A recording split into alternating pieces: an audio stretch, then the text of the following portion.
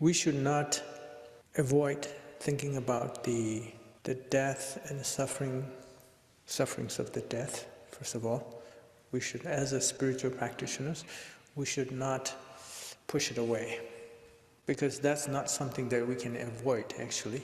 So we should know more about it. It's nothing bad or anything. It's a part of the life. It's a part of us. So we should be master of it. We should know more about it. To do that, we need to go through this, and we need to think about it, the sufferings. We ourselves haven't experienced it, so we learn from others' suffering, others' impermanence of death.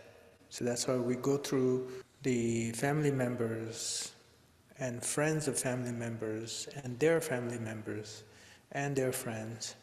You can look at like 20 years ago, a picture of 20 years ago, and see how many are still there. 40 years ago picture, if you have. And, almost all of them are gone, probably. And also generation, I said that it has nothing to do with the age or illness. But generally speaking,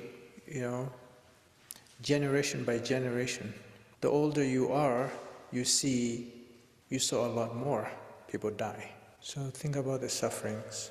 What we get from that is that our attachment to this life becomes lesser. Attachment, that's the main purpose of thinking about the death. There are many other benefits, but this is the main one for the spiritual practitioner. Our attachment becomes less.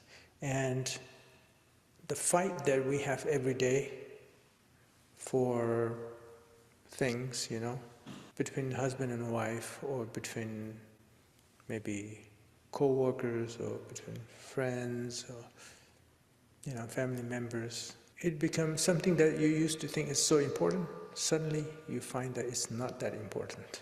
When we know the death, and then how these material things cannot help, but anything we created with our mind right now, the good karma or bad karma, since it is stored in our alaya, with our mind, it goes with you. But the rest doesn't go with you. So our purpose of thinking all these things is to lessen the attachment. And when you have lesser attachment, then it fundamentally changes your understanding of life and your quality of practice.